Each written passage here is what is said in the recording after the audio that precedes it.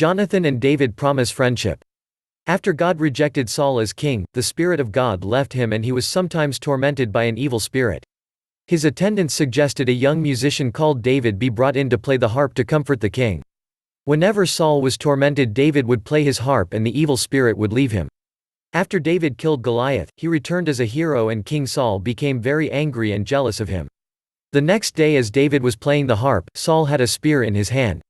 He hurled it, saying, "I'll pin you to the wall." But David managed to jump out of the way. So, Saul hoped David would be killed in battle and made him commander over 1,000 men. However, the Lord was with David and he was victorious in battles, making him even more popular. Now Saul's daughter Michal was in love with David, and when they told Saul about it, he was pleased. Saul offered his daughter Michal in marriage to David if he killed 200 Philistines. David did not think he was worthy to become the king's son-in-law, but took up the challenge. David was not killed by the Philistines as Saul hoped, but returned in triumph, and took Michal as his wife. Saul became afraid of David, because he knew the Lord was with him. King Saul's son, Jonathan, became a close friend of David. He'd given him his tunic, sword, bow and belt. They made a promise to remain friends. Saul told Jonathan to kill David, but he kept his promise and instead of attacking David warned him his life was in danger. He spoke well of David to Saul and made the king promise not to harm him. After another victory against the Philistines, David was playing his harp for King Saul. The king became tormented again and threw his spear at David, who dodged out of the way. The spear drove into the wall and David fled home. Saul sent men to David's house to keep it under watch and planned to kill David the next morning.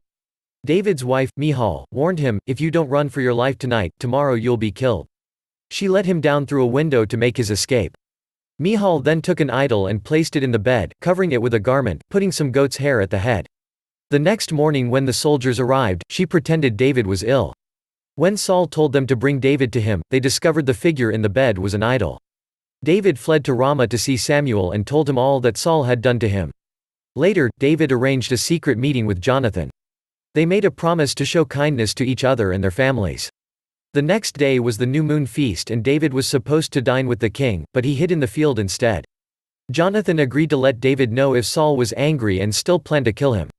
They arranged a secret signal, involving an arrow being shot, to let David know whether it was safe or he needed to flee. So David hid in the field until he would hear from Jonathan. When the new moon feast came, the king sat down to eat. He looked around and noticed David's place was empty. But Saul did not ask why David was not there. But the next day when David's place at the table was still empty, Saul asked, "Where is David?" Jonathan gave the excuse he and David had agreed and told his father that David was in Bethlehem with his family making a sacrifice. Saul became angry. "You have sided with David against me. Send David to me so I can kill him. Why should he be put to death? What has he done?" Jonathan asked. Saul hurled his spear at Jonathan in anger. There was no doubt that David's life was in danger. Jonathan had to warn David to flee. The next morning Jonathan went out to the field where David was hiding. He told the small boy with him, "Run and find the arrows I shoot." As the boy ran, he shot an arrow beyond him. When the boy came to the place where Jonathan's arrow had fallen, Jonathan called out the secret signal he had made to warn David. "Isn't the arrow beyond you? Hurry! Go quickly! Don't stop!" The boy picked up the arrow and returned to his master. Jonathan gave his weapons to the boy and said, "Go, carry them back to town." After the boy had gone, David got up from his hiding place and bowed down before Jonathan 3 times, with his face to the ground. They kissed each other and wept together, but David wept the most. Jonathan said to David, "Go in peace, for we have sworn friendship with each other in the name of the Lord. God is witness between you and me, and between your descendants and my descendants forever."